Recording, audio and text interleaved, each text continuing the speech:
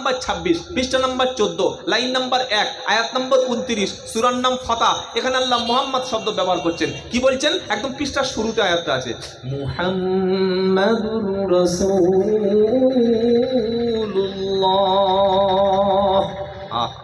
কি সুন্দর কথা, আল্লাহ তার নবীকে মুহাম্মদ বলে স্বীকৃতি দিচ্ছে। সুবহানাল্লাহ বলবেন না? আর এই যে বললাম মুহাম্মাদুর রাসূলুল্লাহ না, এই শব্দটা এমন একটা শব্দ, আল্লাহর নবী সাল্লাল্লাহু আলাইহি ওয়াসাল্লাম তিনি একটা আংটি ব্যবহার করতেন। কি ভাই, আমরা আংটি ব্যবহার করি তো? আরে বলছেন না কেন? অনেক মুসলমান আছে শ্বশুর বাড়ি থেকে সোনার আংটি নেয়, আর ওই আংটি নিয়ে গর্বের সঙ্গে ব্যবহার করে। জুমার নামাজ পড়তে গেছে, সোনার আংটি পরে মসজিদে বসে আছে। আল্লাহর নবী সাল্লাল্লাহু আলাইহি ওয়াসাল্লাম বলেছেন, পুরুষ উম্মতের জন্য, বেটা ছেলের জন্য স্বর্ণের কোনো অলংকার ব্যবহার করা হারাম। সে চেন হোক, আংটি হোক, যাই হোক না কেন, সোনার কিছু ব্যবহার করা পুরুষের জন্য জায়েজ না। নবী সাল্লাল্লাহু আলাইহি ওয়াসাল্লাম ডান হাতে একটা আংটি ব্যবহার করতেন, আংটিটা এই আঙ্গুলে পড়তেন। ওই আংটিটা ছিল রূপোর আংটি। আংটির উপরে 3টি শব্দ লেখা ছিল, একটা মুহাম্মদ, একটা রসুল, আর শেষে আল্লাহ। বিশ্ব নবী যখন অমুসলিম কোনো ব্যক্তিদের কাছে চিঠি লিখতেন, চিঠিতে সিগনেচার হিসাবে, স্ট্যাম্প হিসাবে চিঠিটা যাতে গুরুত্ব পায়, চিঠিটা যাতে ভ্যালিডিটি থাকে, সেজন্য আল্লাহর নবী কালির উপরে মেরে ওই মুহাম্মদ, রসুল, আল্লাহ এই আংটি সহ কলেমা নামাঙ্কিত আংটিটা চিঠির উপরে সিল মেরে পাঠিয়ে দিতেন। জোরে বলুন সুবহানাল্লাহ। নবীর ইন্তেকালের পরে আংটিটা ব্যবহার করতেন আবু বকর সিদ্দিক। আবু বকর সিদ্দিক ইন্তেকালের পরে নবীর আংটিটা ব্যবহার করতেন ওমর ফারুক। ওমর ফারুকের ইন্তেকালের পরে আংটিটা ব্যবহার করতেন উসমান গনি রাদিয়াল্লাহু তাআলা আনহু। আর উসমান গনি একদিন একটা কুয়োর কাছে গিয়ে হাত থেকে আংটিটা পড়ে গিয়েছিল, আর নবীর আংটিটা খুঁজে পাওয়া যায়নি। তাহলে আমরা কি শিখলাম? মুহাম্মদ সাল্লাম রূপোর আংটি ব্যবহার করতেন, সোনার আংটি ব্যবহার করা মুসলমানদের জন্য, জোরে বলেন, এখন বলছি হারাম। আমার ছেলের যখন বিয়ে হবে, যদি 1 ভরি ওজনের সোনার আংটি দেয়, তখন কি বলবো? ও ঠিক আছে, মৌলবী কি বলেছে ওসব আর শুনলে হবে? কি বুঝলেন? এখন এসে গেছে 1 ভরির দাম এখন 80, 90, 1 লাখ টাকা। মাল নিয়ে এনে ওসব ফতোয়ার কথা বাদ দিয়ে দে, তাই তো নাকি? মুসলমান হলো সে হালালকে হালাল বলে, হারামকে হারাম বলে জানে, যে সেই হলো মুসলমান। কথা মনে থাকবে ইনশাআল্লাহ। এখানে আল্লাহ কি বলছেন? মুহাম্মাদুর রাসূলুল্লাহ। আল্লাহ বলছেন নবী মুহাম্মদ হলেন আমার রাসূল। আর রাসূলের সাথী কারা? ওয়াল্লাযীনা মাআহু আশিদ্দাউ আলাল কুফফারি রুহামাউ বাইনাহুম। মুহাম্মদ সাল্লামের সাথী হচ্ছে ওই সমস্ত ব্যক্তিরা যারা নিজেদের ভাইদের প্রতি নরম হবে, আর ইসলামের দুশমনদের প্রতি কঠোর হবে। জোরে হবে না? তারাহুম রুকআন সুজ্জাদাই ইয়াবতাগুনা ফাদলাম মিনাল্লাহি ওয়া রিদওয়ানা। নবীর সাথী হলো তারা যাদের কপালে, যাদের চেহারাতে রুকু এবং সিজদার চিহ্ন থাকবে। তারাহুম রুকআন সুজ্জাদা, যাদেরকে রুকু এবং সিজদা অবস্থায় পাওয়া যাবে। আর আল্লাহর খুশি এবং মর্জি যারা খোঁজ করবে, ওরাই হলো বিশ্ব নবীর সাহাবা। তাহলে 4 জায়গায় মুহাম্মদ শব্দ পেলাম। ক জায়গায়? 4 জায়গায়। চলুন এবার আহমদ শব্দটা কোথায় আছে দেখি। মুহাম্মদ নামটা কে রেখেছিলেন? Abdul Muttalib. কখন রেখেছিলেন? নবী জন্মগ্রহণ করার পরে 570 খ্রিস্টাব্দে। কেউ বলেছেন 8ই রবিউল আউয়াল, কেউ বলেছেন 12ই রবিউল আউয়াল, কেউ বলেছেন রবিউল আউয়াল মাসের 2 তারিখ। তবে রসুলের জন্মের দিনটি সোমবার, এটা 100% শিওর। কিবার বললাম? জোরে বলেন। সোমবার। এজন্য বিশ্বনবী মুহাম্মদ সাল্লাল্লাহু আলাইহি ওয়াসাল্লাম তিনি সোমবার রোজা রাখতেন। কি ভাই শুনছেন আপনারা? সাহাবারা বলেন, হুজুর আপনি সোমবার রোজা রাখেন? নবী বললেন, এই দিন আল্লাহ তাআলা আমাকে পৃথিবীতে পাঠিয়েছিলেন, তাই আমি সোমবার রোজা রাখি। আল্লাহর নবীর কোলে করে নিয়ে, আল্লাহর নবীর কোলে করে নিয়ে কাবা শরীফের সামনে গেছে দাদু আব্দুল মুত্তালিব। এখানে গিয়ে আর কোলে করে নিয়ে নবীকে দোয়া করছে আল্লাহর কাছে। আর সাথে সাথে আব্দুল মুত্তালিবকে সবাই জিজ্ঞাসা করছে, আব্দুল মুত্তালিব আবার কে ছিলেন জানেন? কাবা শরীফের মুতাল্লি ছিলেন। একবার জোরে হবে না সুবহানাল্লাহ? সকলে বলছে, কি নাম রেখেছো গো? বললে মুহাম্মদ। বলে সে কি, এমন নাম তো কোনোদিন শুনি নাই। মুহাম্মদ শব্দের অর্থ হচ্ছে চরম প্রশংসিত। একবার জোরে বলুন না সুবহানাল্লাহ। মানে এত বেশি প্রশংসা হবে পৃথিবীতে অন্য কোনো ব্যক্তির এত প্রশংসা হবে না। আব্দুল মুত্তালিবকে সকলে বলছে, হ্যাঁ গো, এই মুহাম্মদ নামটা তুমি কোথায় পেলে? আব্দুল মুত্তালিব বলছে, ওরে শোন, মুহাম্মাদের বাবা নাই, মারা গেছে, মা আছে, সে একেবারে অসহায়, তার স্বামী নাই, কিন্তু আমি আব্দুল মুত্তালিব এই বাচ্চার মাথায় হাত দিয়ে কাবা শরীফের গিলাফ দিয়ে দোয়া করলাম, এমন একটা দিন আসবে আল্লাহর নবীর নামটা সারা পৃথিবীর প্রত্যেকটি দেশে পৌঁছে যাবে। আজকের পৃথিবীতে 195টা দেশ আছে, দেশের যে কোনো রাজ্যে যে কোনো জায়গায় গেলে আপনি মুহাম্মদ পাবেন, কোরআন পাবেন, ইসলাম পাবেন, নামাজ পাবেন, আজান পাবেন, মসজিদ পাবেন, আর যেখানে মসজিদ পাবেন সেখানে আশহাদু আন্না মুহাম্মাদার রাসূলুল্লাহ। কি ভাই, হয় কি হয় না? বলছেন না কেন? যেখানে যাবেন সেখানে না। কাফের মুশরিকরা চেয়েছিল মক্কায় নবীর নামটা যেন ওখানেই চেপে যায়। আল্লাহ বলছেন, হাবিব ঘাবড়ে যেও না। আলম নাশরাহ লাকা সাদরাক ওয়া ওয়াদা'না আনকা বিজরাক আল্লাযী আনকাদা যহরাক ওয়া রাফা'না লাকা যিকরাক। ও আমার হাবিব, মুশরিকরা চাইছে তোমার নামটা যাতে মক্কায় চেপে যায় আর বাইরে কেউ না চিনতে পারে। আমার হাবিব, আমি আল্লাহ ওয়াদা করলাম, ওয়া রাফা'না লাকা যিকরাক ওয়াল ওভার দা ওয়ার্ল্ড, সারা পৃথিবীতে আমি আল্লাহ তোমার নামের স্মরণ আমি পৌঁছে দেব। আচ্ছা, আল্লাহ নবী আপনাদের এই এটা কি জায়গাটার নাম কি জানো বললাম? দেগঙ্গা বাজার। নবী এসেছিলেন কি বলেন? ভারতে এসেছিলেন না, পশ্চিমবঙ্গে না, উত্তর 24 পরগনায় না, দেগঙ্গা বাজারে না, তাহলে নবীর নামটা এখানে পৌঁছে গেল কিভাবে? আল্লাহ বলছেন, নবী আমি আল্লাহ আপনার নামটা সারা পৃথিবীতে ছড়িয়ে দেব। আহমদ নামটা আসলো কিভাবে? ঈসা আলাইহিস সালাম তিনি বলেছিলেন, অমুবাশশিরাম বিরাসূলি ইয়াতি মিন বা'দি ইসমুহু আহমদ। নবী যে রবিউল আউয়াল মাসের 12 হোক বা 8 হোক সোমবার তিনি জন্মগ্রহণ করেছিলেন। নবীর আগমনের জন্য 3 ব্যক্তির 3টে প্রচেষ্টা আছে। 3 জন ব্যক্তির প্রচেষ্টা। এক, ঈসা আলাইহিস সালামের ভবিষ্যৎবাণী যে নবী আসবেন, আর ইব্রাহিম নবীর দোয়া, আর মা আমিনার স্বপ্ন। কটা জিনিস বললাম বাবা? আচ্ছা, আমি যে বক্তব্যগুলো করছি এই বক্তব্যগুলো সন্ধ্যা থেকে হয়ে যায়নি তো? কারণ অনেক জায়গায় কি হয় জানেন, ওই সন্ধ্যা থেকে একটা বক্তা বলে গেছে, আবার ফের বলছে, শ্রোতারা মনে করছে সেই একই ক্যাসেট তো বারবার চলছে। ওটা হলে আপনি বলবেন, তাহলে একটু সাবজেক্টটা পাল্টে দেবো। যেহেতু আজকের রসুলের জন্মদিবস, এই জন্য সেই কথাগুলো বলছি। আল্লাহ রসুলের আগমন 3 জন ব্যক্তির পিছনে হাত আছে। এক, ঈসা আলাইহিস সালামের ভবিষ্যৎবাণী। হযরত ঈসা আলাইহিস সালাম, সূরার নাম সফ, 28 পারা 7 নম্বর আয়াতে বলছে, কে বলছেন? নবী ঈসা। কি বলছেন? ওয়া মুবাশশিরাম বিরাসূলি ইয়াতি মিন বা'দি ইসমুহু আহমদ। ঈসা আলাইহিস সালাম আমার নবীর আগের নবী। তিনি বলে গেছেন, আমার সাথীরা, আমার পরে একজনকে আল্লাহ রসুল করে পাঠাবেন। ওই রসুলের নাম আমি সুসংবাদ দিয়ে গেলাম, তার নাম হবে আহমদ। জোরে হবে না? 1 নম্বর। আর 2 নম্বর কি বলেছি? মা আমিনার স্বপ্ন। কার স্বপ্ন গো? আরে ভাই বলছেন আপনারা? আমাদের মায়েদের পেটে বাচ্চা আসলে মায়েরা বিভিন্ন রকম স্বপ্ন দেখে। কেউ স্বপ্ন দেখে সন্তানকে ডাক্তার বানাবো, কেউ স্বপ্ন দেখে সন্তানকে মাস্টার বানাবো, কেউ স্বপ্ন দেখে উকিল বানাবো, কেউ স্বপ্ন দেখে একজন বড় আলেম বানাবো, একজন যুগের শ্রেষ্ঠ দিনের দায়ী বানাবো। আর আল্লাহর নবী তখন পেটে আছেন, স্বপ্ন দেখছেন আমিনা যে আল্লাহর পক্ষ থেকে একটা আলো, একটা নূর আসলো আমার ঘরে। এত বেশি আলো হলো ওই ঘরটা আলোকিত হয়ে গেল। বলো হুজুর, আলো যে এলো তার দলিল কি বলো?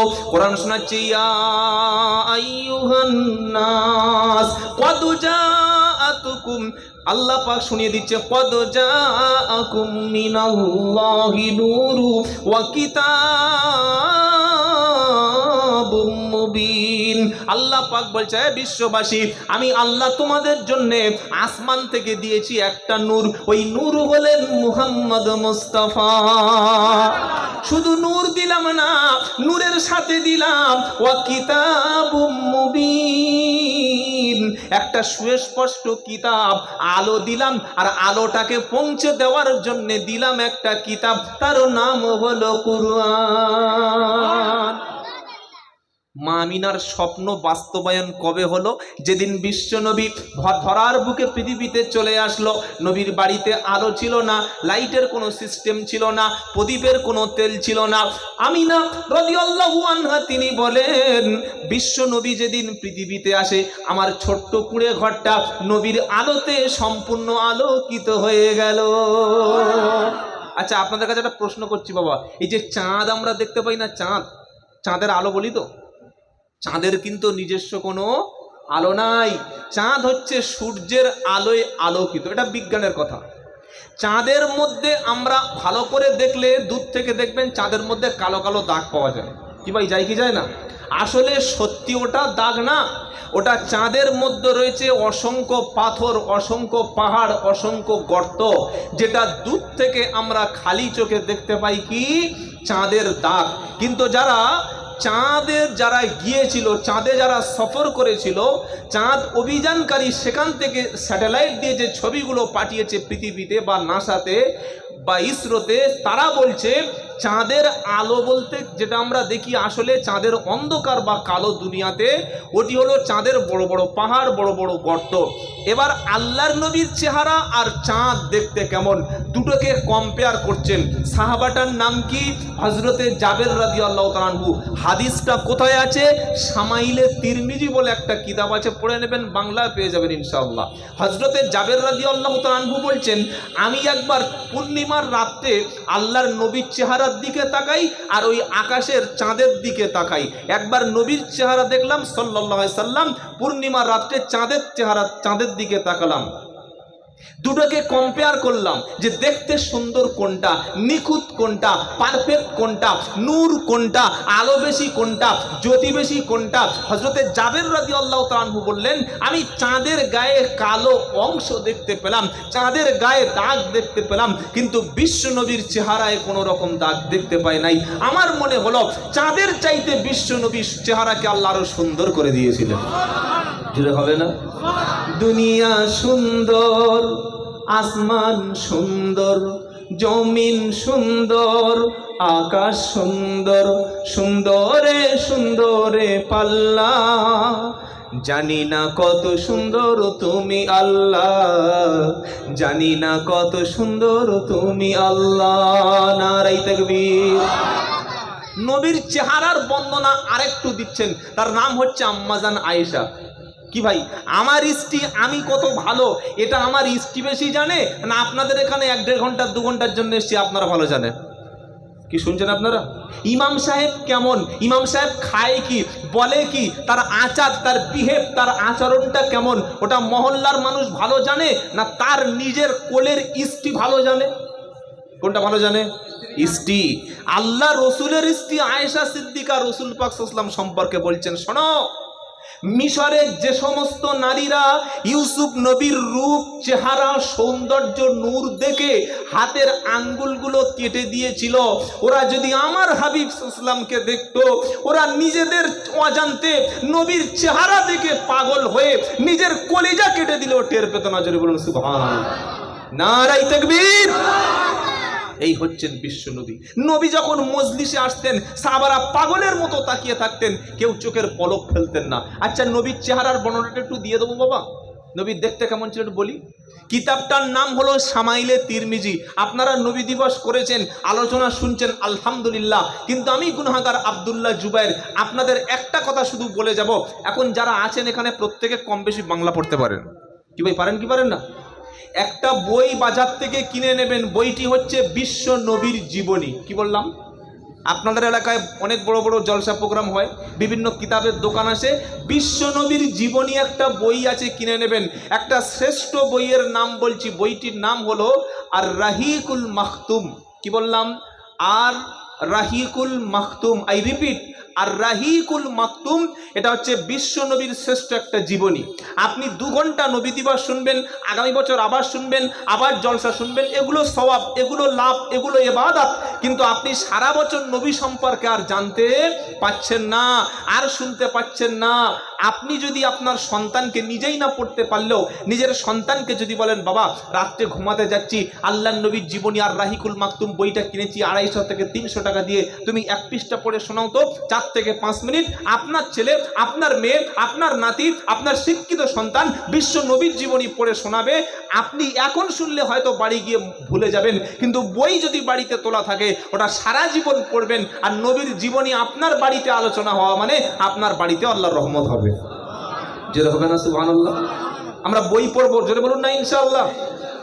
তাহলে শোনাচ্ছিলাম বিশ্ব নবীর আখলাক চরিত্র বা তার দিক থেকে আমরা একটু আলোচনা করি। আল্লাহ নবী সাল্লাল্লাহু আলাইহি ওয়াসাল্লাম খুব একটা লম্বা, একদম বিশাল হাইট ছিলেন না, আবার বেটে ছিলেন না, তিনি ছিলেন মধ্যকার। নবী একদম সাদা ধপধপ ধপধপ ধপ পরিষ্কার এরকম নয়, আবার বাদামি রঙের ছিলেন না, তিনি ছিলেন লালচে একদম সুন্দর চেহারা। বলুন সুবহানাল্লাহ। আল্লাহ নবী সাল্লাল্লাহু আলাইহি ওয়াসাল্লাম আমরা যেমন চুল কাটি ভাই, সামনের চুলটা বড়, পিছনের চুলটা ছাঁটা, এদিক থেকে কাটা, এদিক থেকে ছাঁটা। আছে না মুসলমানের ছেলে? হ্যাঁ, চুল কাটছে খ্রিস্টান, ইহুদি, নাসারাদের মতো। বড় অবাক হয়। কবি বলেছেন, কি বলছে? চাল চলনে মুশরিক তুমি, ব্যবহারে খ্রিস্টান। চাল চলনে মুশরিক তুমি, ব্যবহারে খ্রিস্টান। তোমার দেখে ইহুদিরা তারা করে লজ্জা জ্ঞান। তুমি যে মুসলমান সেটা চেহারায় ফুটিয়ে তুলতে পারছো না। আল্লাহ নবী চুল মোবারক ছিল একদম 2 কানের লতি পর্যন্ত চুল ফেলে রাখতেন, কালো কুচকুচে চুল ছিল।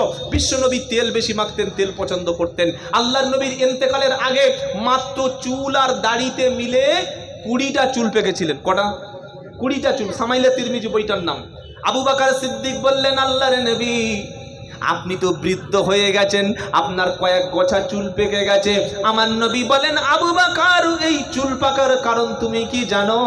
সূরা হুদ, ওয়াকিয়া, মুরসালাত, আম্মা ইয়াতাসালুন, ইদা শামসু কুবিরাত, এই সূরাগুলি শুনে, সূরাগুলি যখন আমার উপরে আল্লাহ নাজিল করেছে, এই সূরাগুলির মধ্যে বিভিন্ন নবীদের উপরে আযাব গজবের কথা, হাসরের কথা, মিজানের কথা, পুলসিরাতের কথাগুলো আমি নবী শুনে চিন্তায় আমার উম্মতের জন্য চুল পেকে গেছে।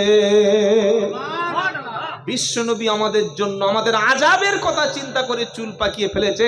আর মুসলমান মাগরিবের সময় নামাজ হচ্ছে, চায়ের দোকানে বসে বসে তাস খেলছে, নামাজের খবর নাই, এশার নামাজের খবর নাই, জুমার নামাজের খবর নাই। মুসলমান এক হাত করে দাঁড়িয়ে রেখে তাস খেলে যখন, অমুসলিমরা কি ভাবে?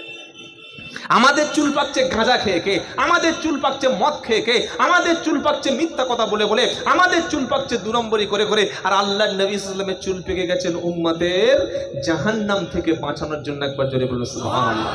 নবী সাল্লাল্লাহু আলাইহি ওয়াসাল্লাম তিনি, তার বুকে সরু লম্বা একটা চুলের অংশ ছিল যেটা বুক থেকে নাভি পর্যন্ত নেমে গিয়েছিল। আল্লাহ নবীর হাতটা অত্যন্ত নরম ছিলেন। বিশ্বনবী মুহাম্মদ সাল্লাল্লাহু তাআলা আলাইহি ওয়াসাল্লাম তিনি সবচাইতে কম কথা বলতেন, গুরুত্বপূর্ণ কথাগুলি 3 বার পেশ করতেন। তার কথার মাঝে অংশ ফাঁকা ফাঁকা অংশ দিয়ে কথা বলতেন। তিনি নীরব থাকতে পছন্দ করতেন, বাজারে চিৎকার করতেন না। কেউ যদি নবীর আক্রমণ করত, নবী ধৈর্য ধরত, কোনোদিন প্রতিশোধ নিতেন না। কিন্তু ইসলামের ব্যাপারে তিনি কোনো ছাড় দিতেন না। জোরে হবে না সুবহানাল্লাহ। বিশ্বনবী সবচাইতে বেশি পছন্দ করতেন আতর, খুশবু, আতর তিনি ব্যবহার করতেন। আল্লাহ নবী সাল্লাম যখন রাস্তা থেকে হেঁটে যেতেন, মাথাটা নিচু করে হেঁটে যেতেন, তার থেকে দ্রুত হেঁটে পৃথিবীতে কেউ যেতে পারতেন না। সাহাবারা দেখলে মনে করতেন যেন বিশ্বনবী উপর থেকে নিচের দিকে হেঁটে যাচ্ছেন। এই হলেন মুহাম্মদ সাল্লাল্লাহু আলাইহি ওয়াসাল্লাম। তিনি বাচ্চা পেলে কোলে তুলে নিতেন, আদর করতেন, বাচ্চার মাথায় হাত বুলিয়ে দিতেন, দোয়া করতেন। এই হলেন বিশ্বনবী সাল্লাল্লাহু আলাইহি ওয়াসাল্লাম। আল্লাহ নবীর একটা তরবারি ছিল, ওই তরবারির নাম হচ্ছে জুলফিকার, ওটা তিনি রাখতেন। কিন্তু এই তরবারি দিয়ে কোনো ব্যক্তি বলতে পারবে না যে বিশ্বনবী একজন অমুসলিমকে হত্যা করেছে, খুন করেছে। নো, করেনি। কেন? আল্লাহর নবী সম্পর্কে আল্লাহ বলছেন, হাবিব গো, ওয়ামা আরসালনাকা ইল্লা রাহমাতাল লিল আলামিন। নারায়ে তাকবীর। 17 নম্বর পারা 10 নম্বর পৃষ্ঠা 6 নম্বর লাইনের 107 নম্বর আয়াত সূরা আম্বিয়া। আল্লাহ বলছেন, হাবিব আমি আপনাকে পৃথিবীতে রহমত ছাড়া, দয়া ছাড়া অন্য কিছু করে পাঠাই নাই। জোরে হবে না? এই হলেন বিশ্ব নবী। আল্লাহর নবী মাথায় পাগড়ি পরতেন, পাগড়িটা হলো কালো পাগড়ি। নবীর পাঞ্জাবি ছিল হাঁটুর নিচে, তবে গাঁটের উপরে। নবী সাদা পোশাক বেশি পছন্দ করতেন, আবার মাঝে মাঝে সবুজ পোশাক পরতেন। নবী ইয়ামেনের চাদর একটা পরতেন। আল্লাহর নবীর পায়ে একটা জুতো ছিল, জুতোটি ছিল চামড়ার জুতো, ফিতা জুতো। এই জুতো বিশ্ব নবী তিনি বেশিরভাগ পছন্দ করতেন। আল্লাহর নবী সাল্লাম যখন খানা খেতেন, দস্তরখান বিছিয়ে খানা খেতেন, কোনোদিন পেট ভরে তিনি খানা খেতেন না। আম্মা জান আয়েশা সিদ্দিকা রাদিয়াল্লাহু তাআলা আনহা বলেন, নবীজি মক্কা থেকে মদিনায় যাওয়ার পরে সপ্তাহের পর সপ্তাহ তিনি ক্ষুধার্ত থেকেছেন, পেট ভরে কখনো তিনি খেতেন না। যতটুকু খাবার নবীর সামনে দেয়া হতো, ও মুসলমান, কেউ আমাদের দাওয়াত করলে আমরা খাদ্য খাওয়ার পরে যে রান্না করেছে তার অপমান করি, যে দাওয়াত করেছে তাকে বলি, ভাই কুকুর ছাগল গরু এই খাবার খায়, কি খাবার তুমি আমাকে খেতে দিয়েছ? বিশ্ব নবী কোনো খাবার যদি তার পছন্দ হতো, সেই খাবারটা তিনি বিসমিল্লাহ বলে খাওয়া শুরু করতেন, খাওয়ার শেষে আলহামদুলিল্লাহ বলে উঠে যেতেন। আর খাবার পছন্দ না হলে নবীজি আস্তে আস্তে প্লেটটা সরিয়ে দিতেন, খাবারের কোনো দোষ ত্রুটি তিনি ধরতেন না। জোরে বলবেন না সুবহানাল্লাহ। নবীর চাঁদের মতো চেহারা ছিল, দাঁতের মাঝের অংশ একটু ফাঁকা ফাঁকা ছিল, দাঁতের অংশের মাঝে মাঝে একটু ফাঁকা ফাঁকা ছিল, মুখের মধ্যে একটু লাল লাল মতো অংশ, নবীর দেখতে সুন্দর ছিল। নবীর দুই কাঁধের মাঝখানে ছিল কবুতরের ডিমের মতো নবুয়াতের চিহ্ন। জোরে হবে না সুবহানাল্লাহ।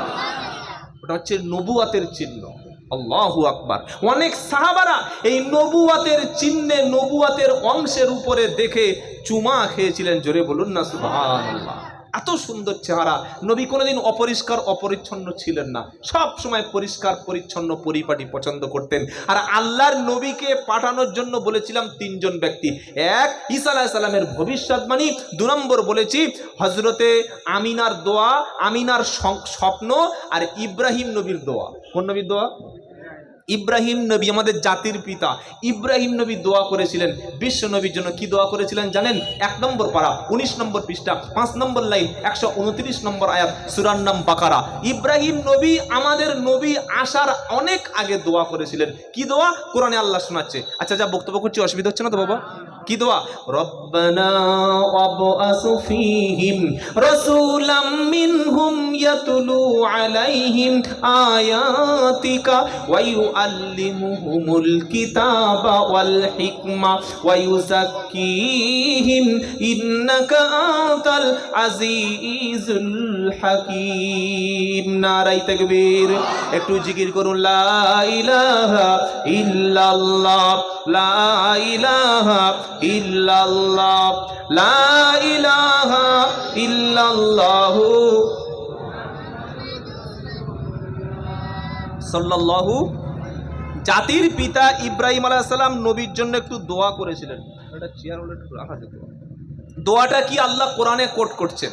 দোয়াটা কি জানেন?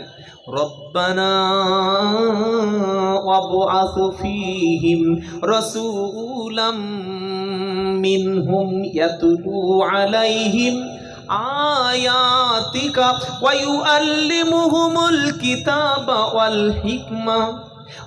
হিকমাতা ওয়া ইউযাক্কিহিম ইন্নাকা আনতাল আজিজুল হাকীম। নারায়ে তাকবীর। ইব্রাহিম নবী দোয়া করছেন, আল্লাহ নবী এবং রসুলদের মধ্য থেকে এমন একজনকে আমাদের কাছে পাঠিয়ে দিন। আমাদের কাছে মানে কাদের কাছে? আমাদের নবীর উম্মতের কাছে পাঠিয়ে দিন। ইব্রাহিম আলাইহিস সালাম দোয়া করেছিলেন, এ বাবা, আমাদের সন্তান আসার আগে বাপ এবং মায়ের একটু দোয়া করার দরকার ছিল তো। সন্তান যখন পেটে এসেছে সেই সময় একটা ছোট্ট দোয়া আছে। যদি কোনো ইমানদার আব্বা, ইমানদার আম্মা, বিবির পেটে বাচ্চা, দৌড়ে চলে যাচ্ছে, ইমাম সাহেব দোয়া করো, হুজুর দোয়া করো, মসজিদে দোয়া হচ্ছে, সব জায়গায় দোয়া হোক, আমি আব্দুল্লাহ জুবাইর কোনো দোয়াকে খারাপ বলবো না। তবে বিবির পেটে বাচ্চা আসলে তাহাজ্জুদের নামাজ পড়বেন, আল্লাহর কাছে একটা দোয়া করবেন। পারা নম্বর 19 পৃষ্ঠা নম্বর 5 লাইন নম্বর 7 আয়াত নম্বর 74, সূরার নাম ফুরকান। ওই দোয়াটি প্রত্যেক মুমিন মুমিনাত যেন করে। কোরআন শোনাচ্ছে, রব্বানা হাব লানা মিন আজওয়াজিনা ওয়া যুররিয়াতিনা কুররাতা আয়ুন ওয়াজআলনা লিল লিলমুত্তাকিনা ইমামা। আয় আল্লাহ, আমাদের সংসারটাকে তুমি দাম্পত্য জীবনের মধ্যে স্বামী এবং স্ত্রী দোয়া করবে আল্লাহ, আমাদের দুজনকে তুমি দোয়া কবুল করো আল্লাহ। তুমি এমন একজন স্ত্রী দান করো, নেককার স্ত্রী। স্ত্রী দোয়া করবে আল্লাহ, পবিত্র স্বামী দান করো। এবার বিয়ে যখন হয়ে গেল, বাচ্চা যখন গর্ভে চলে এসে গেল, দুজনে দোয়া করছে হাবলানা মিন আজওয়াজিনা ওয়া যুররিয়াতিনা। আল্লাহ, পবিত্র স্ত্রীর মাধ্যম দ্বারা এমন একটা সন্তান তুমি দান করবে, যে সন্তানের ব্যবহার, যে সন্তান শিক্ষিত হবে, নামাজি, পরেজগার, দিনদার হবে, ধার্মিক হবে। কুররাতা আয়ুন, যে সন্তানের ব্যবহারে বাপ মারও চক্ষুটা শীতল হয়ে যাবে। জোরে বলেন। শুধু তাই নয়, ওয়াজআলনা লিলমুত্তাকিনা ইমামা, আর সন্তানদের কাছে আমাদেরকে মুত্তাকিদের জন্য ইমাম বানিয়ে দেবে। নারায়ে তাকবীর। ইব্রাহিম নবী দোয়া করেছিলেন আমাদের রাসূলের জন্য। কি দোয়া? আল্লাহ রব্বানা ওয়াবআস ফীহিম রাসূলাম মিনহুম, এমন একজনকে রসুল করে পাঠাবেন আমার সন্তানদের কাছে, যে রসুলের মধ্যে 4টে জিনিস থাকবে। কটা থাকবে বাবা? জোরে বলেন। কি কি? ইয়াতুলু আলাইহিম আয়াতিহি, যে রসুল মানুষের কাছে, উম্মতের কাছে, বান্দাদের কাছে, তার জনগণের কাছে আল্লাহর কোরআন তেলাওয়াত করে শোনাবে। জোরে হবে না? 2 নম্বর, ওয়ায়ুআল্লিমুহুমুল কিতাব, আর যিনি কিতাবের শিক্ষা দেবেন, কিতাবের যে জ্ঞান সেটা মানুষের কাছে শিক্ষা দেবেন। 3 নম্বর কি? ওয়াল হিকমাতা, যিনি জ্ঞান বিজ্ঞানের শিক্ষা দেবেন। 4 নম্বর, ওয়ায়ুযাক্কিহিম, যিনি মানুষকে পরিষ্কার পরিচ্ছন্ন পবিত্রতা করবে। সুবহানাল্লাহ। শুধু ওই সাদা পোশাক, সাদা পাঞ্জাবি, টুপি, দাড়ি আর ওযু গোসল এটা পবিত্র না। নবী এগুলি যেমন পরিষ্কার পরিচ্ছন্ন করবেন, তাজকিয়া নাফস, কথা বুঝতে পারছেন? আমরা হাক্কানি ওলামা আলেমদের সোহবতে কেন যাই বাবা? কিছু পাওয়ার আশায়? আমি প্রশ্ন করছি আপনাদের, হাক্কানি আলেম ওলামা, আল্লাহওয়ালা, জ্ঞানী, বুজুর্গ, ওলি ব্যক্তি, পীর ব্যক্তি, বা যারা প্রচণ্ড খাঁটি আলেম, হক্কানি আলেম যারা, তাদের সঙ্গে আমরা সম্পর্ক করি কেন? তাদের কাছে যাই কেন? বলুন। দুনিয়ার কোনো মাকসাদ আছে? দুনিয়ার কোনো গরজ আছে? একটা উদ্দেশ্য, আমার মধ্যে যদি খারাপই থাকে, আমি যদি দুনিয়ার পাপে জড়িয়ে যাই, আমি যদি ভুল পথে চলি, আমি যদি খারাপ পথে চলি, ওই আলেম, ওই ইমাম, ওই আল্লাহওয়ালা, ওই মুত্তাকি, ওই পরেজগার, ওই ওলি ব্যক্তি, ওই জ্ঞানী ব্যক্তি, তিনি খারাপ রাস্তা থেকে আমার নাফস, আমার জীবনটা পরিশুদ্ধ করে বিশুদ্ধ খাঁটি ইহদিনাস সিরাতাল মুস্তাকিম রাস্তায় পরিচালনা করবেন। তাই আমরা আলেমদের, ইমামদের, ওলামাদের সোহবতে যাই। কি ভাই ঠিক বলছি না ভুল বলছি? এই উদ্দেশ্যটা নাকি? তো আল্লাহ পাক শোনাচ্ছেন, ইব্রাহিম নবী বলছেন নবীর মধ্যে 4টি জিনিস যেন থাকে আল্লাহ। একটা হচ্ছে নবী কিতাব শোনাবে, নবী মানুষের কাছে জ্ঞানের শিক্ষা দেবে। 3 নম্বর বিজ্ঞানের শিক্ষা দেবে। আর 4 নম্বর নবী মানুষকে পবিত্র করবে। আচ্ছা, দোয়া আল্লাহ কবুল করেছেন না করেন নাই? কি ভাই করেছেন? দোয়া যে কবুল করেছেন তার দলিল কি? এবার কোরআন পারা নাম্বার 4, পৃষ্ঠা নাম্বার 10, লাইন নাম্বার 11, আয়াত নাম্বার 164, সূরার নাম আল ইমরান। আল্লাহ বলছে, শোনো, লাকাদ মান্নাল্লাহু আলাল মুমিনিনা ইদ বাসা ফীহিম রাসূলাম মিন আনফুসিহিম ইয়াতুলু আলাইহিম আয়াতিহি ওয়া ইউযাক্কিহিম ওয়া ইউআল্লিমুহুমুল কিতাবা ওয়াল হিকমা ওয়া ইন কানু মিন ক্বাবলু লাফি দালালিম মুবিন। নারায়ে তাকবীর। ইব্রাহিম নবী দোয়া করে বলেছিল, আল্লাহ আমার সন্তানদের কাছে এমন একজনকে নবী হিসাবে পাঠাবেন যার মধ্যে 4টে জিনিস থাকবে। 1 থাকবে কিতাব, 2 থাকবে জ্ঞান, 3 নম্বর হিকমত, 4 নম্বর পবিত্রতা। আল্লাহ বলছেন, হ্যাঁ বিশ্বের মুমিনেরা, আমি ইব্রাহিম নবীর দোয়াটা কবুল করে কি করেছি শোনো। লাকাদ মান্নাল্লাহু আলাল মুমিনিন, আল্লাহ মুমিনদের উপরে দয়া করেছেন, মুমিনদের উপরে করুণা করেছেন, অনুগ্রহ করেছেন। করে কি করেছে?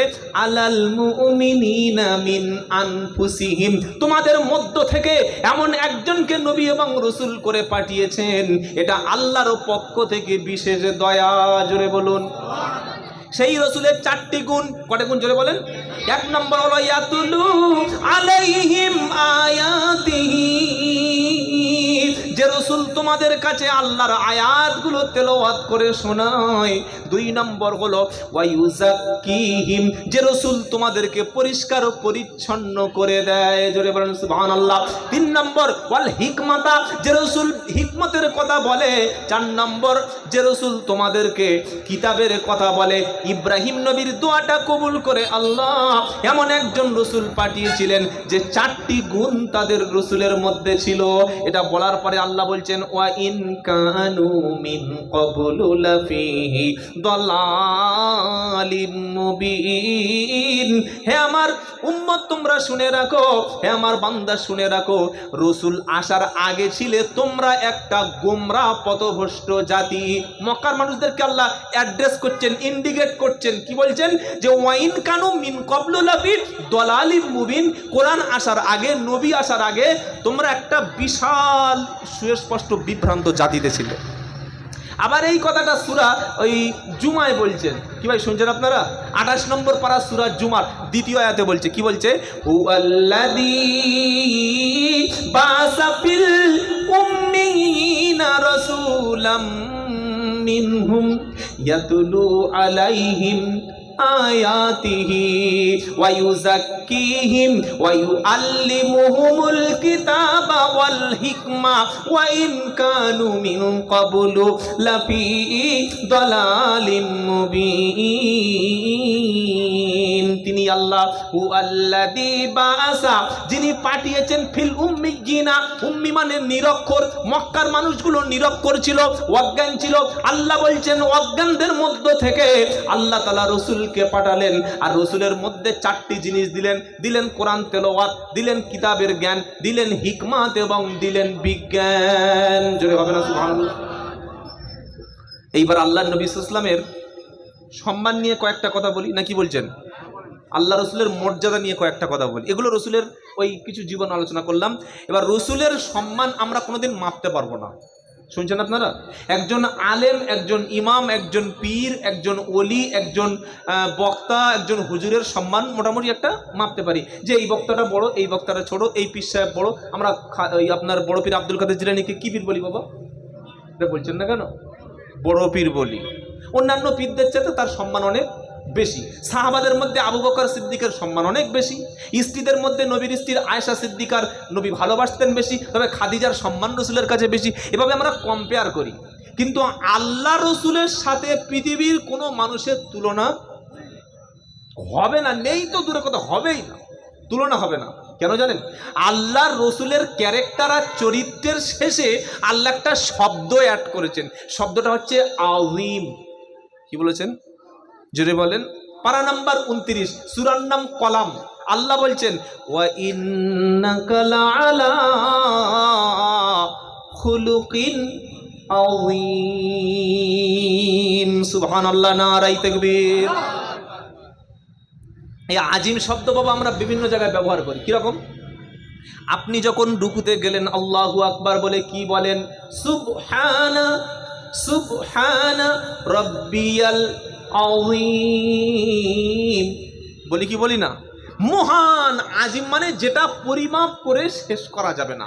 আল্লাহ রসুলের আখলাক, চরিত্র, ক্যারেক্টার যে কত মহান, আল্লাহ বলছে পৃথিবীর কোনো ক্যালকুলেটর, পৃথিবীর কোনো কম্পিউটার, পৃথিবীর কোনো থার্মোমিটার, পৃথিবীর কোনো ব্যারোমিটার, পৃথিবীর কোনো হেক্টোমিটার, পৃথিবীর কোনো ফিতা, পৃথিবীর কোনো এমন কিছু পরিমাপ যন্ত্র নাই যেটা রসুলকে পরিমাপ করতে পারে। সুবহানাল্লাহ বলবেন না?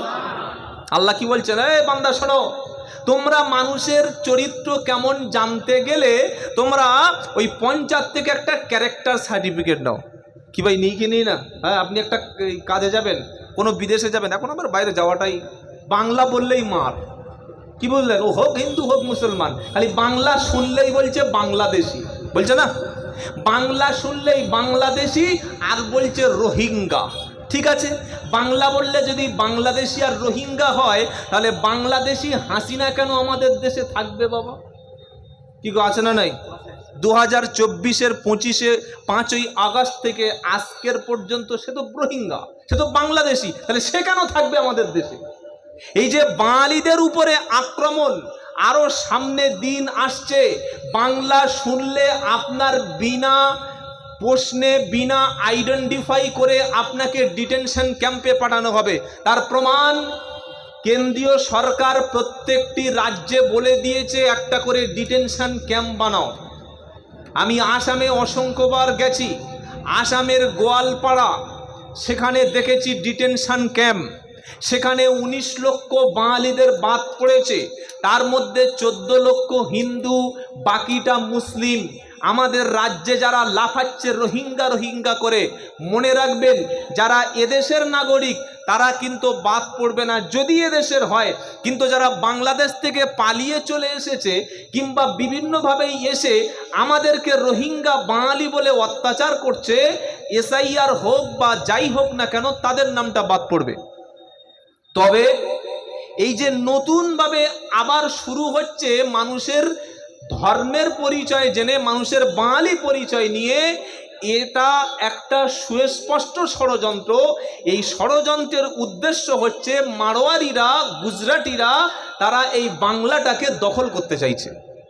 কি শুনছেন ভাই? বাংলা দিয়েছে নজরুল, বাংলা দিয়েছে রবীন্দ্রনাথ, বাংলা দিয়েছে তিতুমির, বাংলা দিয়েছে মাইকেল মধুসূদন দত্ত, বাংলা দিয়েছে যত রকমের স্বাধীনতা সংগ্রামী, সব তো বাংলা দিয়েছে। আলহামদুলিল্লাহ বলেন, আলহামদুলিল্লাহ বলেন। বাংলার স্বাধীনতা সংগ্রামীরা যদি না থাকতো, ভারতবর্ষ আরো কয়েক শত বছর চলে যেত, স্বাধীন হতো না। তাই আমরা যারা বাংলা ভাষায় কথা বলি, এটা আমাদের মাতৃভাষা, এটা আমাদের গর্বের ভাষা, এটা আমাদের পিতৃভাষা। আলহামদুলিল্লাহ বলেন। কলকাতায় গেলে আমাকে হিন্দি বলতে হবে কেন? একটা দোকান থেকে মাল কিনবো, সে মারোয়ারি, সে গুজরাটি, সে বিহারি, সে আমাকে বলছে এই হিন্দি আমাকে শেখাতে হচ্ছে কেন ভাই? আমি বাংলা ভাষার লোক, বাংলা ভাষায় কথা বলবো। আমি এই এলাকার সমস্ত হিন্দু মুসলমান অপমর জনগণ সবাইকে বলে গেলাম, আমরা যেন সকলে ঐক্য থাকি, সকলে যেন মিলেমিশে বাস করি, আর মুসলমানদের মধ্যে কোনো ফিতনা ফেরকাবাজি যেন না হয়। ও জাহান্নামী, ও কাফের, এই সমস্ত শব্দ আর বলবেন না বাবা, অনেক হয়েছে, এবার একটু চুপ করুন। যারা বাংলা নিয়ে বাঙালি নিয়ে খেলা করবে তাদেরকে আমরা এ রাজ্যে কোনোভাবেই ঠাঁই দেব ইনশাআল্লাহ বলেন। যদি মনে করেন যে এখান থেকে আরো অন্য রাজ্যে যেমন আছে সেই রাজ্যের মতো হোক, আসামে নিজে গিয়ে দেখে এসেছি কিভাবে বাঙালিদের নামগুলো বাদ দেওয়া হয়েছে।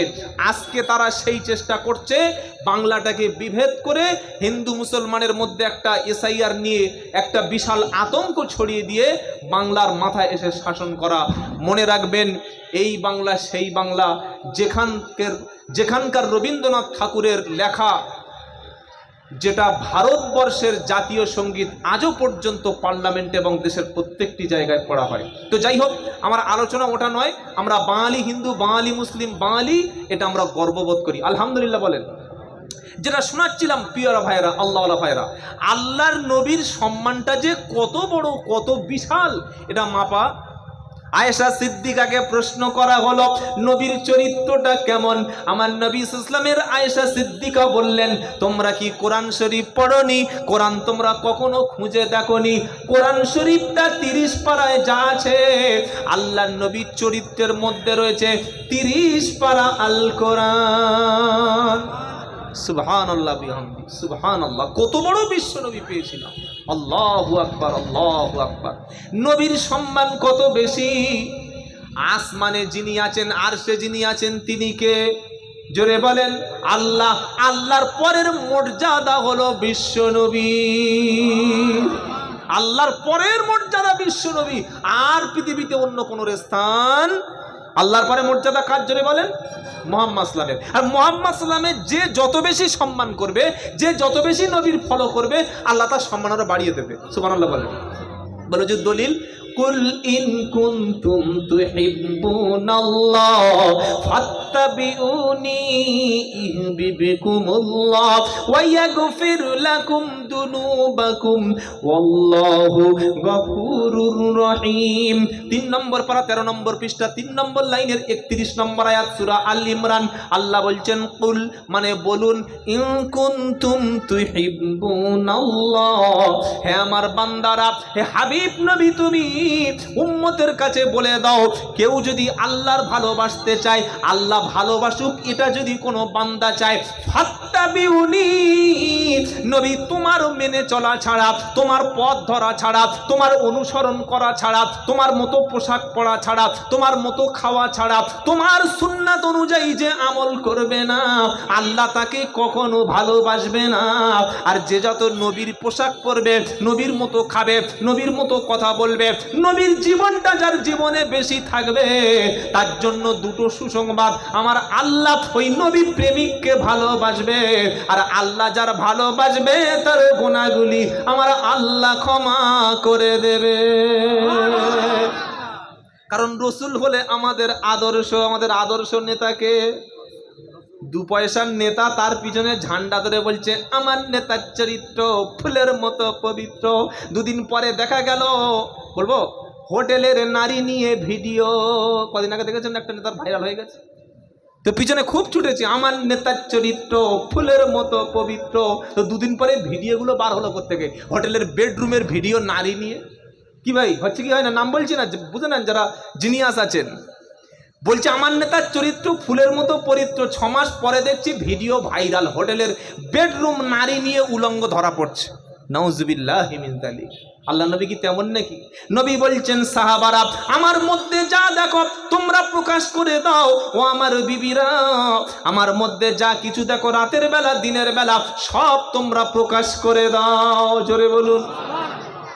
রসুল হচ্ছে আদর্শ। আমাদের আদর্শ নেতাকে জোরে বলেন। আপনি তৃণমূল করুন, সিপিএম করুন, কংগ্রেস করুন, আইএসএফ করুন, যে কোনো দল করতে পারেন, আমি আব্দুল্লাহ জুবাইর নিষেধ করব না, কিন্তু নবীর মতো আদর্শ নেতা একটাও পাওয়া। বললে হুজুর দলিল কি আছে বলো? লাকাদ কানা লাকুম ফি রাসূলিল্লাহি উসওয়াতুন হাসানা লিমান কানা ইয়ারজুল্লাহ ওয়াল ইয়াউমিল আখির ওয়া যাকারাল্লাহা কাসীরা। 21 নম্বর পারা 19 নম্বর পৃষ্ঠা 12 নম্বর লাইনের 21 নম্বর আয়াত, সূরার নাম আহজাব। আল্লাহ শোনাচ্ছে লাকাদ কানা লাকুম ফি রাসূলিল্লাহি উসওয়াতুন হাসানা। বিশ্বাসবাসী তোমরা শুনে রাখো, মুহাম্মদ সাল্লাল্লাহু আলাইহি সাল্লামের মধ্যে রয়েছে তোমাদের জন্য আদর্শ। নবীর জীবন দুটো ভাগে ভাগ হলো, একটা নবুয়ত পাওয়ার আগে মানে 40 বছরের আগে, আর একটা হলো নবুয়ত পাওয়ার পরে মানে 40 বছরের পরে। এইবার 40 থেকে 63 বছর তিনি যে বেঁচে ছিলেন, এই 63 বছর পর্যন্ত এই জীবনটাকে আবার দুটো ভাগে ভাগ করা যায়। কটা ভাগে বাবা? দুটো ভাগে। একটা হচ্ছে মাক্কি জীবন আর একটা হলো মাদানী জীবন। কি বললাম? একটা হচ্ছে মাক্কি জীবন আর একটি হলো মাদানী জীবন। আল্লাহর নবী সাল্লাল্লাহু আলাইহি ওয়াসাল্লাম নবুয়ত পাওয়ার পরে, বিশেষ দায়িত্ব পাওয়ার পরে মক্কায় তিনি ছিলেন কত বছর? 13 বছর। কত বছর বলেন? 13। মক্কা থেকে যখন মদিনায় প্রায় 350 কিলোমিটার রাস্তা হিজরত করেন, চলে গেলেন, দেশ ত্যাগ করলেন, মদিনায় যাওয়ার পরে সেখানে গিয়ে বেঁচে ছিলেন কত বছর? 10 বছর। কত বছর বললাম? 10। তাহলে নবুয়ত পাওয়ার পরের জীবনটা মুহাম্মদ সাল্লাল্লাহু আলাইহি ওয়াসাল্লামের 23 বছর বেঁচেছিলেন।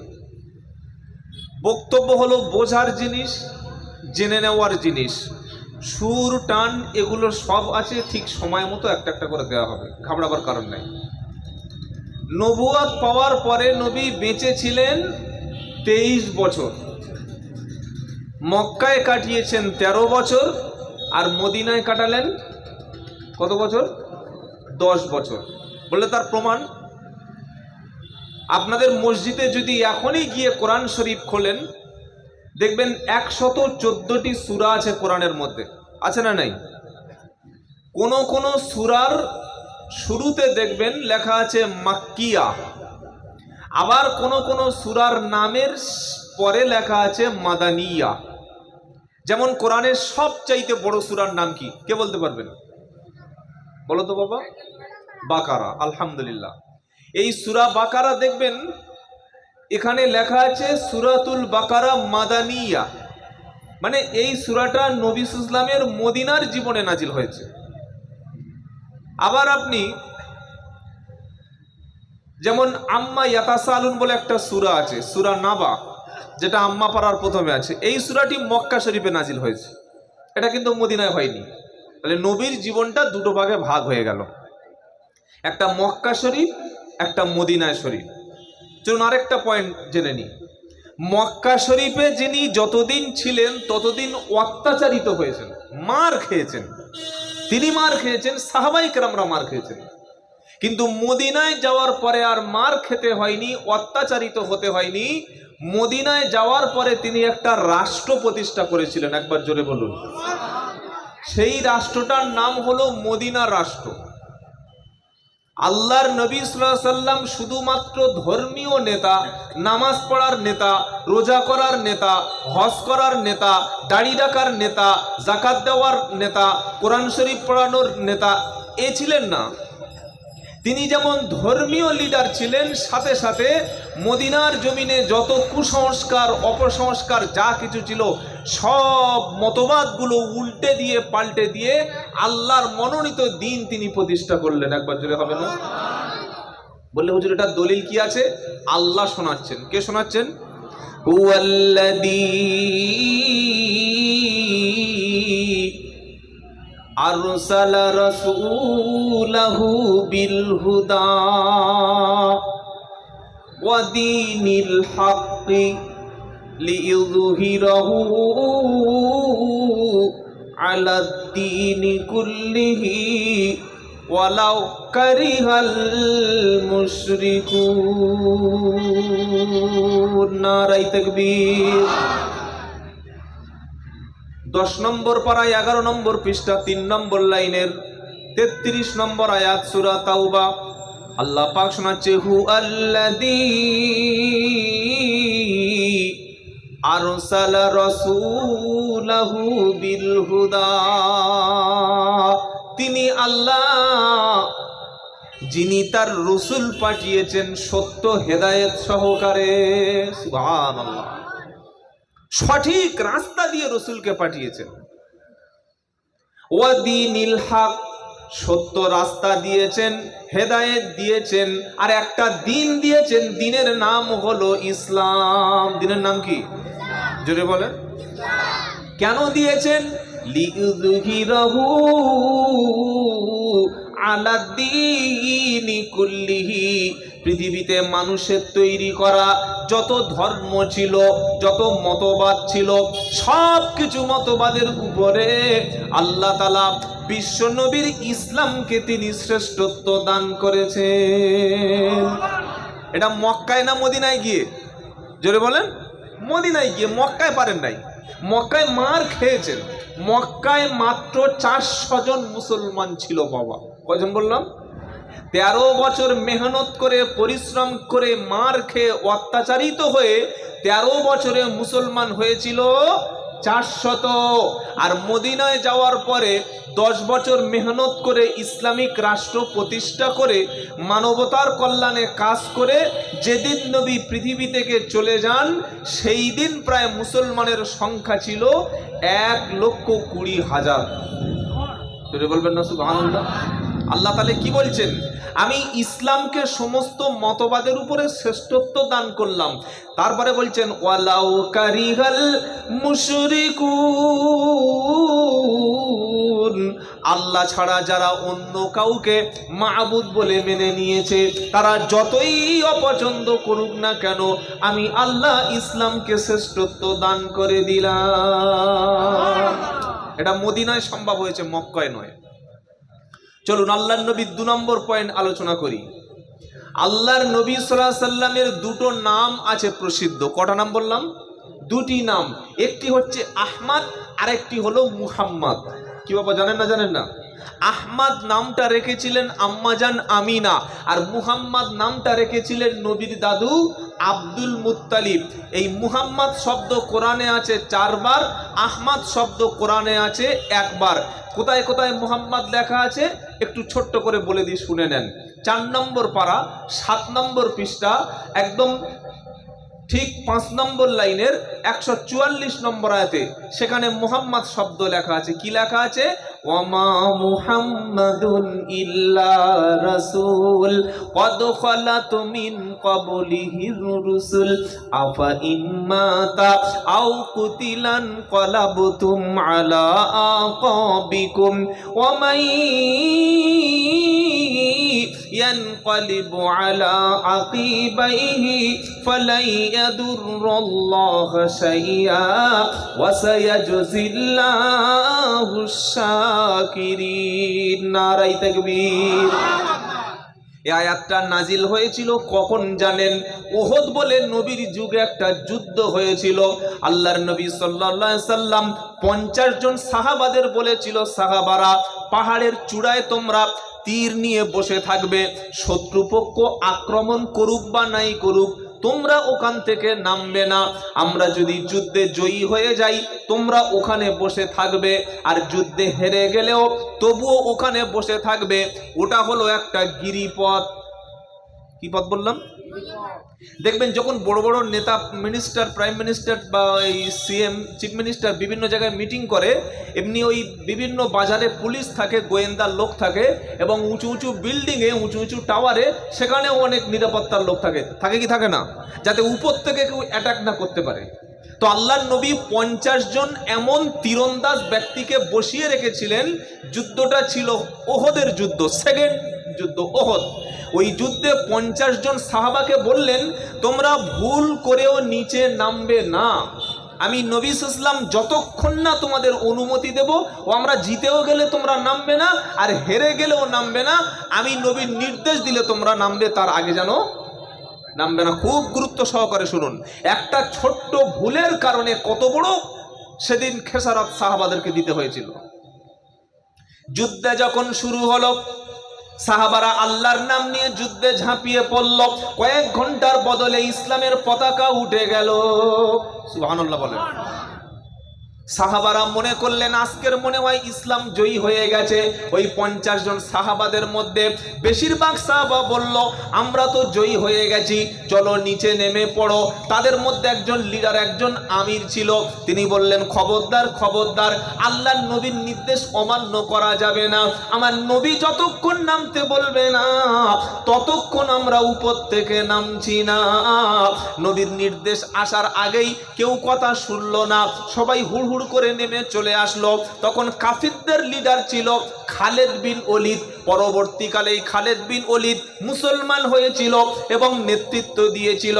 আল্লাহ রাব্বুল আলামিনের নবী খালেদ বিন ওলীদের নাম রেখেছিল সাইফুল্লাহ।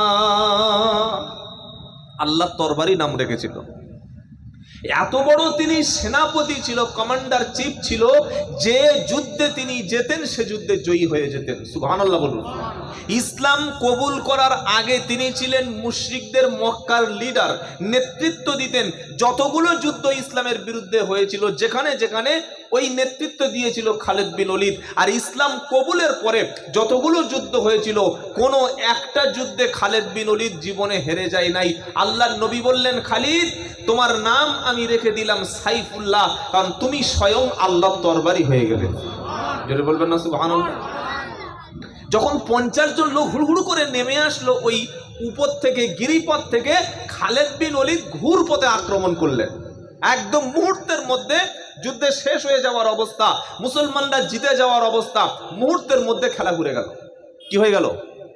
মুশরিকরা চতুর্দিক থেকে আক্রমণ করলো, আর মুসলমানরা এবার ছন্ন ছাড়া হয়ে গেল। আর কোন দিকে যাবে বুঝতে পারছে না। ওর মাঝখানেই আল্লাহর নবী পড়ে গেলেন। একজন নরাদম, পশু, অমানুষ মুহাম্মদ সাল্লামের কপালে একটা তীর নিক্ষেপ করলো। নবী সাল্লামের চেহারা থেকে রক্তপাত হতে লাগলো। নবীর সামনের দন্দন মোবারক শহীদ হয়ে গেল। নবী বেহুশ হয়ে পড়ে গেলেন। আর ইবলিস শয়তান ওই যুদ্ধের মধ্যে ঘোষণা করে দিল যে মুহাম্মদ সাল্লাল্লাহু আলাইহি ওয়াসাল্লাম কতল হয়ে গেছে, নিহত হয়ে গেছে। সকলে একবার বলুন নাউযুবিল্লাহি মিন যালিক। এই কথাটা মুহূর্তের মধ্যে মুসলমানদের কানে ছড়িয়ে গেল যে মুহাম্মদ সাল্লাল্লাহু আলাইহি ওয়াসাল্লাম বেঁচে নাই। নাউযুবিল্লাহি মিন যালিক। এই কথাটা শুনে ওমর ফারুক, আবু বকর সিদ্দিক, সাহাবারা, এই সমস্ত সাহাবাগুলি হাত থেকে তরবারি ফেলে দিয়েছে। আল্লাহর নবী যদি বেঁচে না থাকে, কার জন্য লড়াই করব, কিসের জন্য আমরা বাঁচব? প্রত্যেকের হাত থেকে তরবারি পড়ে গেছে। তখন ঘোষণা হয়ে গেছে আল্লাহর নবী আর বেঁচে নাই, আমরা বেঁচেও থাকলে কি আর মরেও গেলে কি।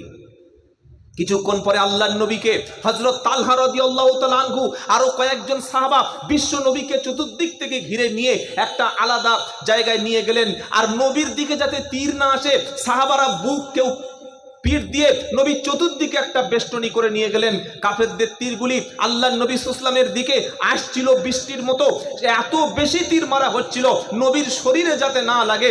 সাহাবারা এইভাবে নবীকে ধরে নিয়ে গিয়েছিলেন। শুধুমাত্র হযরতে তালহা রাদিয়াল্লাহু তাআলা আনহুর শরীরে 80টা তীর নবীর নিক্ষেপ হয়েছিল। 80টা তীর তালহা রাদিয়াল্লাহু তাআলা আনহুর শরীরে বিদ্ধ হয়েছিল। একবার জোরে বলুন না সুবহানাল্লাহ।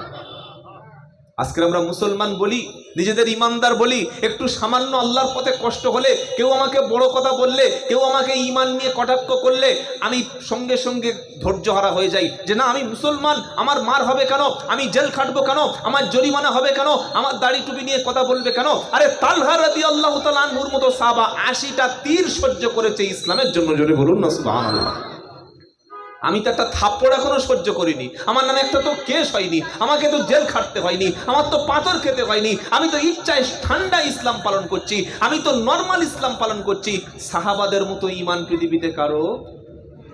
নবীজি যখন শহীদ হয়ে গেছে, এই ঘটনা যখন ছড়িয়ে পড়ল, আল্লাহ সাহাবাদের মধ্যে মনোবল যখন ভেঙে গেল, সঙ্গে সঙ্গে জিব্রাইল এসে নবীকে শুনিয়ে দিল, নবী আপনি যুদ্ধের ময়দানে সাহাবাদের সামনে বলে দিন, ওয়ামা মুহাম্মাদুন ইল্লা রাসূল ক্বাদ খালাত মিন ক্বাবলিহির রুসুল। হে সাহাবারা শুনে রাখো, মুহাম্মদ সাল্লাল্লাহু আলাইহি সাল্লাম তিনি রসুল ছাড়া আর অন্য কিছু নন। নবীর আগে যতগুলো নবী এবং রসুল এসেছিল প্রত্যেকে চলে গেছে, কেউ মারা গেছে, কেউ শহীদ হয়ে গেছে, প্রত্যেকটা নবী এবং রসুল চলে গেছে। এবার আল্লাহ পাক বলছেন মুহাম্মদ সাল্লাল্লাহু আলাইহি সম্পর্কে বলছে, ওয়ামা কাতালুহু, আল্লাহ পাক শোনাচ্ছেন, ওয়ামা মুহাম্মাদুন ইল্লা রাসূল ক্বাদ খালাত মিন ক্বাবলিহির রুসুল আফা ইম্মাতা আও কুতিলা। হে সাহাবারা, যুদ্ধের ময়দানে নবী ইন্তেকাল করেছে, নবী শহীদ হয়ে গেছে, এই খবরটা শুনে যারা তরবারি ফেলে দিয়েছ তোমরা শোনো, আল্লাহর নবী যদি নিহত হয়ে যায় অথবা নবীকে যদি শহীদ করে দেওয়া হয়, তাহলে তোমরা ইসলাম ছেড়ে কি আগের অন্ধকারের যুগে ফিরে যাবে? সাহাবারা তোমরা শোনো, নবী যদি নিহত হয়ে যায় কিংবা শহীদ করে দেওয়া হয় আর তোমরা যদি ইসলাম ছেড়ে বার হয়ে চলে যাও, আল্লাহর দ্বীনের কোনো ক্ষতি হবে কি? যদি বলেন, তাই তোমরা সবাই তরবারি তুলে নাও, সত্যের জন্য, ন্যায়ের জন্য, ইনসাফ প্রতিষ্ঠার জন্য যুদ্ধ করো। এই বদরে ওহদের ময়দানে আল্লাহর নবী সাল্লাল্লাহু আলাইহি সাল্লামের আপন চাচা হযরতে হামজা রাদিয়াল্লাহু তাআলা আনহুকে শহীদ করা হয়েছিল। নবীর নিজের চাচাকে শহীদ করে দেওয়া হয়েছে। তাহলে আমি যে বললাম 4 জায়গায় নবীর নাম আছে মুহাম্মদ কোরআনে, প্রথম কোথায় পেলাম?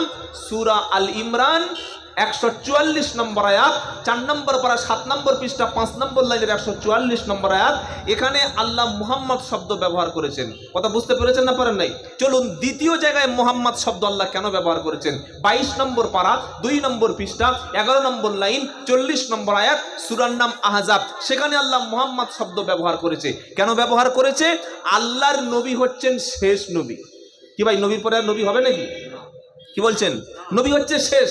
তার দলিল, মা কানা মুহাম্মাদুন আবা আহাদিম মির রিজালিকুম ওয়ালাকিন রাসূলুল্লাহি ওয়া খাতামান নবিয়্যিন ওয়া কানা আল্লাহু বিকুল্লি শাইইন আলিমা। নারায়ে তাকবীর। আল্লাহ পাক বলছেন মুহাম্মদ সাল্লাল্লাহু আলাইহি সাল্লাম তিনি তোমাদের কোনো পুরুষের পিতা নন, আর তিনি হলেন শেষ নবী। আল্লাহর নবী শেষ, তার নবুয়ত শেষ, আর এই উম্মত হচ্ছে শেষ। আমাদের পরে আর কোনো উম্মত আছে নাই। আর কোনো কিতাব আসবে না, আর নতুন সংবিধান হবে না, নতুন কোনো আইন আসবে না। নবী যেটাই বলে গিয়েছে, যে সংবিধান দিয়েছে, যে কনস্টিটিউশন দিয়েছে, যে নিয়ম উম্মতের জন্য করে গেছে, এটাই হচ্ছে মুকাম্মাল, এটা শেষ। ইসলামে নতুন কিছু দেওয়া যাবে না, আর ইসলাম থেকে কিছু বার করা। সামনে শীতকাল আসছে, তাই তো নাকি? শীতের সময় ফজরের সময় কেউ ফতোয়া দিতে পারবে কোনো মৌলবী সাহেব যে প্রচণ্ড ঠান্ডা, থাক ওই ফজরের অজুটা ওই না করে ঠান্ডায় বিনা অজু নামাজ পড়ি? কি ভাই হবে? বলছেন না কেন? ইসলামে নতুন কিছু করার, নতুন কিছু প্রবেশ করানোর আর নতুন কিছু বার করার কোনো অধিকার নাই। তাহলে দ্বিতীয় যে মুহাম্মদ শব্দ আল্লাহ ব্যবহার করলেন, আল্লাহর নবী যে শেষ, তিনি যে শেষ নবী, খাতামুন নবী, তারপরে নবীও আসবে না, রসুল আসবে না। তবে আল্লাহর নবী একটা হাদিসে বলেছেন 30 জন মিথ্যা নবী দাবি করবে। কজন শুনছেন আপনারা? 30 জন মিথ্যা নবী দাবি করবে কিয়ামতের পূর্বে। আল্লাহর নবী বলেছেন যদি কেউ মিথ্যা নবুয়তের দাবি করে সে কাফের, সে কাফের, সে কাফের। আমি হচ্ছে শেষ নবী। চলুন 3 নম্বর জায়গায় আল্লাহ মুহাম্মদ শব্দ কোথায় ব্যবহার করেছেন? পারা নাম্বার 26, পৃষ্ঠা নাম্বার 6, লাইন নাম্বার 1, আয়াত নাম্বার 2, সূরার নাম মুহাম্মদ। আল্লাহ এখানে মুহাম্মদ শব্দ ব্যবহার করছে। কি বলছেন? ওয়াল্লাযীনা আমানু ওয়া আমিলুস সলিহাতি ওয়া আমানু বিমা নুজ্জিলা আলা মুহাম্মাদিন ওয়া হুয়াল হাক্কু মির রাব্বিহিম। আল্লাহ বলছেন যারা ঈমান আনে এবং নেক কাজ যারা করে, ঈমান আনে আর নেক কাজ যারা করে, আর আল্লাহর নবীর উপরে যে কোরআন নাজিল হয়েছে, মুহাম্মদ সাল্লাল্লাহু আলাইহি ওয়াসাল্লামের উপরে যে কোরআন নাজিল হয়েছে, এটাকে যারা বিশ্বাস করে আল্লাহ তাদের সবাইকে ক্ষমা করে দিয়েছেন। যেটা বলবেন না সুবহানাল্লাহ।